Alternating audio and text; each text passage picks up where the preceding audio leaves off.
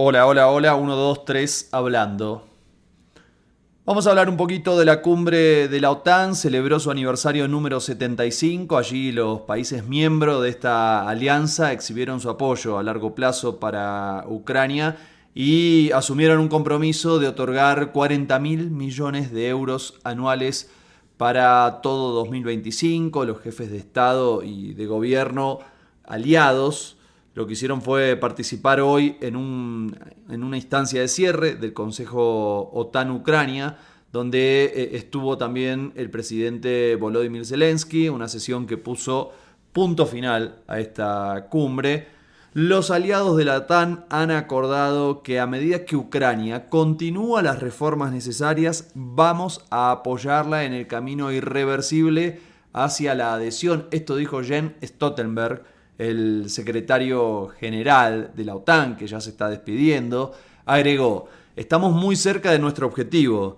Es el siguiente paso, donde será la invitación a formar parte de la OTAN y luego la membresía. Esto dijo en una rueda de prensa también Zelensky, quien fue a Washington con la promesa de los aliados de enviar además 5 baterías de misiles Patriot para tratar de mejorar las defensas aéreas ucranianas. Ya Stoltenberg el día anterior había dicho que si se produce un alto el fuego en Ucrania, se deben asegurar que Rusia se detiene ahí, indistintamente de dónde esté la línea, y que la mejor manera entonces de garantizar su seguridad sería con la incorporación a la alianza. Claro, esto hace que Ucrania forme parte de este tratado, sobre todo de su artículo 5, donde dice que si tocan a uno, tocan a todos, básicamente.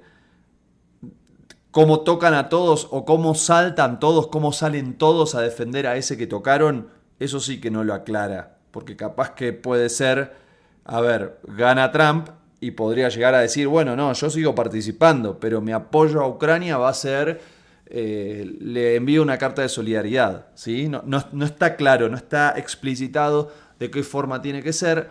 La OTAN asume la dirección, además, de un centro de mando que está en Wiesbaden, que esto es en Alemania, con el objetivo de que, bueno, de estar un poquito más cerca de Ucrania y de gestionar así el envío de donaciones de material para ese país. También empiezan a llevar adelante la coordinación de misiones de adiestramiento de sus militares con un centro de análisis conjunto y de entrenamiento que va a estar nada menos que en Polonia también, ¿sí? Como bastante contundente. Claro, hasta ahí algo más o menos previsible. ¿El problema cuál es? Que poco a poco esto se va moviendo hacia China, ¿sí? En su momento, en la cumbre que se había desarrollado en Madrid el año pasado, habían dicho que Rusia era una amenaza, habían calificado a Rusia como una amenaza, la cumbre de la OTAN, y a China como un desafío. ¿Qué dijeron ahora sobre China?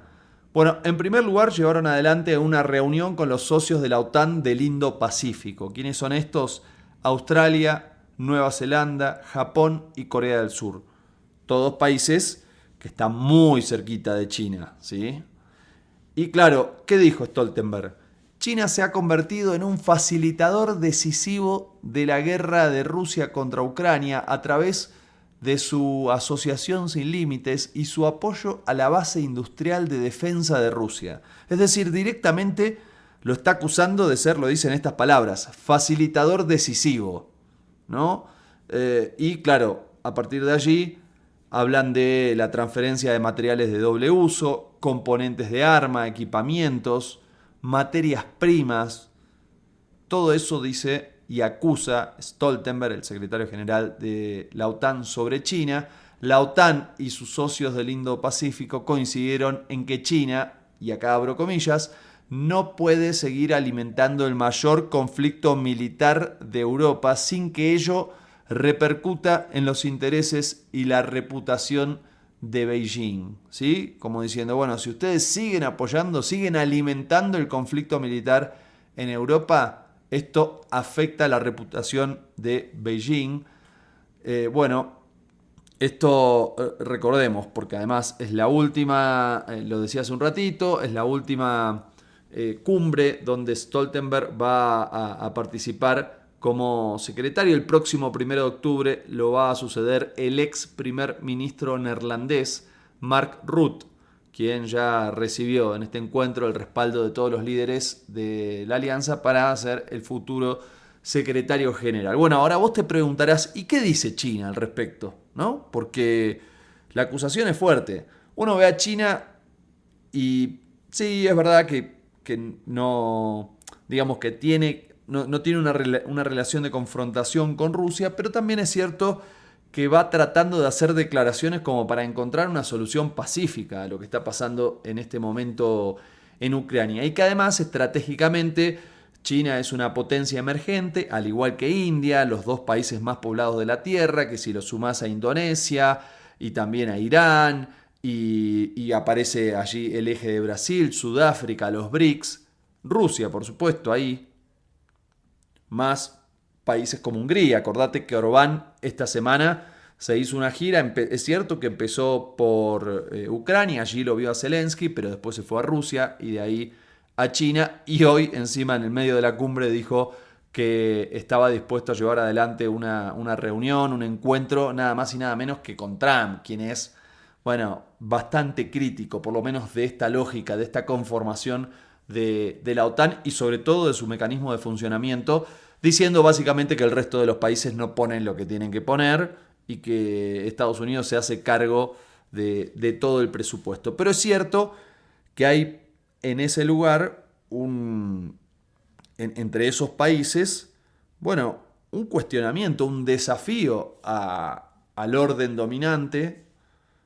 a la hegemonía de Estados Unidos, y que a partir de allí, bueno, le cuesta mucho aceptar ese desafío, esa idea de que ya poco a poco va dejando de ser un mundo unipolar con una sola potencia o una sola superpotencia, y que empiezan a emerger otros actores que indican que el mundo se va conformando en un ciclo más multipolar. Y China, a mí me da la sensación de que está más interesado en un mundo un poco más pacífico, porque su gran arte expansionista se basa sobre todas las cosas en el comercio, en celebrar tratados, y por eso uno ve fundamentalmente en nuestra región que gobiernos de todos los colores, de derecha, de izquierda, digo, si es que esa categoría todavía existe así exactamente, tratan todo el tiempo de alguna manera de generar acuerdos comerciales con China porque efectivamente les conviene y les ayuda al desarrollo de esos países. Lo vivimos aquí en todo el primer ciclo de los 2000 con el boom de las materias primas.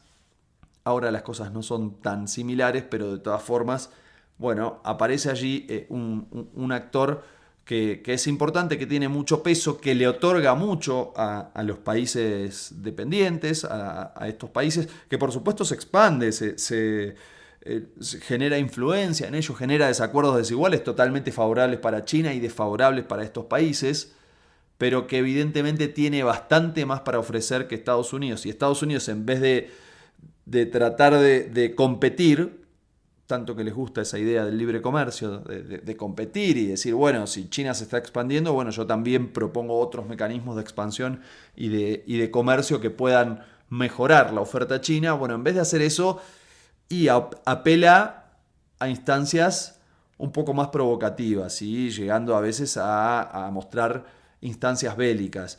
Digo, ¿por qué? Porque uno ve la OTAN y básicamente, ¿qué fue? ¿Qué son? Estados Unidos y Europa. Y para de contar. Y una Europa que sí, es verdad, es la región del mundo donde mejor se vive, pero claramente es un continente en decadencia, envejecido, con un envejecimiento de su población, y que además tiene una profunda crisis energética porque no tiene recursos naturales ni tiene capacidad, soft power, incidencia como para lograr conseguir recursos energéticos baratos que le puedan alimentar su industria. Por eso la poderosa industria alemana cada vez está más en crisis, y eso sin dudas repercute en la insatisfacción que muestran los europeos con su vida cotidiana, con su día a día permanentemente. Claro, tiene que ver, sin dudas, tiene que ver con esto, y si se quiere, en las dificultades para llevar adelante el acuerdo Mercosur-Unión Europea también podemos encontrar los inconvenientes que encuentra en este momento Europa para poder ser lo que alguna vez fue, ¿no? En relación a una potencia de gran incidencia. Claramente ya no lo es, claramente está frente a una situación de muchísimos inconvenientes. Tenía un gran acuerdo con Rusia allá por la época de Angela Merkel, la ex canciller alemana. ¿Qué hacía? Tenía un gran acuerdo con Putin, si se quiere, desacuerdos culturales, político-ideológicos, pero jugosos acuerdos económicos donde Rusia le proveía energías para la industria alemana y todos más o menos convivían contentos. Sí, con algunos cruces, con algunas bravuconadas, alguna declaración, bueno, que Putin por ahí, sus políticas con respecto a los derechos LGTBIQ+, pero listo, parecía como hasta una cuestión más de opiniones o de debate cultural, pero en términos de política económica, que si se quiere es lo que rige todo, o la base de todo, además de las disputas bélicas, ¿no? Las posiciones de fuerza en relación a los presupuestos militares y en relación al armamento y las guerras, las disputas territoriales. Bueno, eso se rompió. Llegó Olaf Scholz, el nuevo canciller, metió la cola a Estados Unidos, se rompieron esos acuerdos y ahí es donde la historia conocida, la guerra que todos estamos viendo, con un claro ganador en todo este escenario, que sin dudas es Estados Unidos, porque empezó a vender esas energías que le vendía a Rusia, la comenzó a vender Estados Unidos a precio mucho más caro, o sea, perdedores Ucrania, sin dudas, que es el país invadido, Rusia, que entró en guerra, aunque no tanto, porque como logró celebrar acuerdos con otros países, como el caso de China, se pudo, digamos, cubrir un poquito más. Y toda Europa también muy perjudicado porque ahora, producto de la guerra, tiene una inflación muy importante que afecta a sus ciudadanos y que hace que sus gobiernos, que tanto han apostado a la guerra y que lo siguen haciendo, pierdan en las elecciones como lo vimos en las europeas. Pero fíjense lo que dice China, ¿sí? Con esto termino, ya lo estoy haciendo un poquito largo, ahí vamos 10 minutos, bueno, tampoco tanto. El otro día con lo de Francia me fui al demonio, entonces estuve como 30 minutos hablando, entonces quiero tratar de ser un poquito más sintético, si bien era bastante complejo. China dijo que las declaraciones del secretario general de la OTAN, Jens Stoltenberg, que lo acusan de apuntalar la economía de guerra rusa, están llenas de prejuicios, dijo China, estoy citando textual, dijo que esas declaraciones que te estaba contando hace un ratito están llenas de prejuicio y de ideas propias de la Guerra Fría. Esto fue en la voz del vocero de la Cancillería china, que se llama Lian Jian, lo dijo en una rueda de prensa, habló de retórica agresiva en la cumbre de la OTAN y dijo que no refleja la realidad de la política exterior china. Aseveró: China no ha contribuido al conflicto en Ucrania y ha mantenido una posición objetiva y justa, buscando activamente soluciones pacíficas y políticas, una postura que ha sido reconocida y apoyada por la comunidad internacional. A ver si se entiende lo que dice China. Dice: la postura que tiene más adhesiones es la mía. Vos te la das de ser el rey del mundo, de ser el que muestra el faro del universo, y sin embargo mi posición de una solución pacífica y política. ¿Qué quiere decir política? No bélica. Quiere decir que se negocie políticamente y se llegue a un acuerdo entre las partes, que eso es apoyado por la comunidad internacional. Y ¿saben qué? Yo no soy ni pro China, pero en esto tiene razón. Fíjense en nuestro continente. Claro que sabe y mucho de bloqueos, de mecanismos, digamos, coercitivos, deuda externa, invasiones tuvo en su historia por parte de Estados Unidos, también nuestro continente, apoyos a conflictos bélicos, ¿sí? Bueno, salvo Argentina ahora, con el gobierno Milei, el resto tiene una posición totalmente distinta a la de la OTAN. Y una posición que pone el centro en soluciones pacíficas y políticas. Lo mismo que está diciendo China. Mira vos. Agrega el portavoz, que se llama el portavoz de la Cancillería, Lin Jian, dice: la OTAN, al celebrar su 75 aniversario, ha intentado proyectarse como una organización dedicada a la paz, pero sus acciones pasadas en los Balcanes, en Afganistán y en Libia cuentan una historia diferente, una de intervención y de desestabilización. ¿Sí? Además, dicen que la OTAN pinta a China como una amenaza, argumentando que esta alianza occidental, dice China, ha creado una ansiedad de seguridad que a menudo es el resultado de sus propias acciones. También destacó que establecer un enemigo imaginario para justificar su expansión y poder es lo que está ocurriendo en este momento, y llamó a reconsiderar su enfoque hacia China, es decir, le dice a la OTAN: che, ¿por qué mejor no reconsideran todo esto? Dice: ha sido erróneamente China etiquetada como un desafío sistémico. Esto es lo que te contaba que dijeron en la cumbre de Madrid, ¿no? Como un challenge, un desafío sistémico. Y además dijo Link que ya presentaron protestas oficiales a la OTAN por estas declaraciones a las que se oponen firmemente. Dijo que son acusaciones infundadas. Volvió a insistir en que China tuvo una postura constructiva con respecto a la guerra en Ucrania, en contraste con la difusión de información falsa por parte de la OTAN, dice China. Además, el portavoz llamó a reflexionar sobre las raíces de esta crisis actual y a escuchar las voces justas, otra vez, vuelvo a decir, las voces justas de la comunidad internacional, mientras que le pide a la OTAN que, bueno, frenen su influencia en la región de Asia-Pacífico, no se metan por este lado. De hecho, se llama Alianza Atlántica, ¿no? Y además dice que asumió que China, bueno, hay quienes dicen que China tuvo una posición ambigua. Esto lo dice básicamente la OTAN y lo dice Estados Unidos con respecto a la guerra en Ucrania. Es decir, ¿qué hizo China? Ni bien empieza el conflicto, ellos piden respeto para la integridad territorial de todos los países. Esto, por supuesto, que incluye a Ucrania, porque si entra Rusia y empieza a ocuparles territorios, bueno, básicamente se está metiendo en su soberanía y en su integridad territorial. ¿Por qué lo hace esto? Bueno, también porque considera a Taiwán parte de su territorio. Y entonces, como todas las demás potencias se meten en Taiwán, es como que les dice: esto es un conflicto interno que lo tenemos que arreglar entre nosotros. Ustedes no se metan.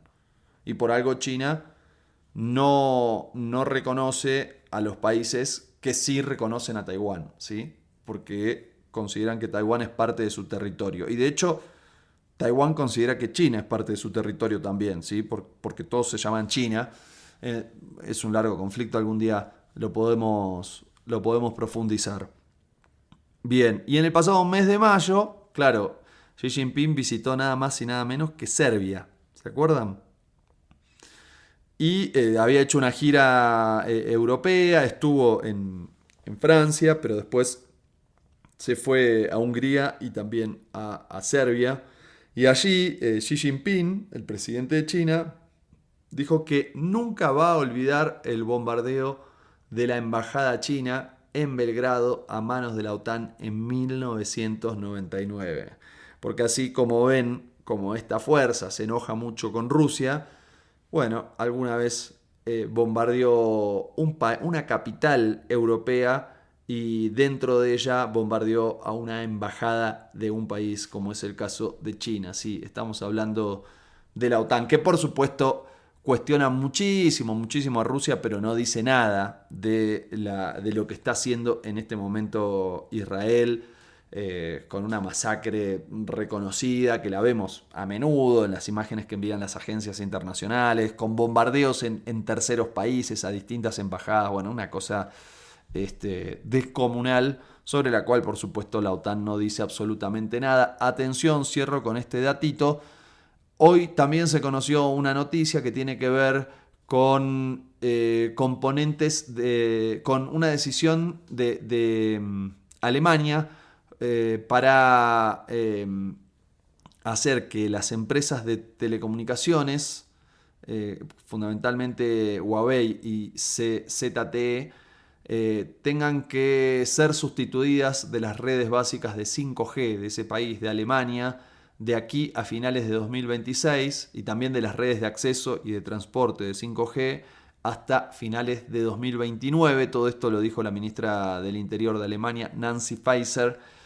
Fuerte, porque se sigue incrementando el conflicto comercial y todos sabemos que la base de los conflictos comerciales, las guerras comerciales, en algún momento, si no tienen algún tipo de solución, se pueden convertir en guerras directas. Ojalá que esto no suceda.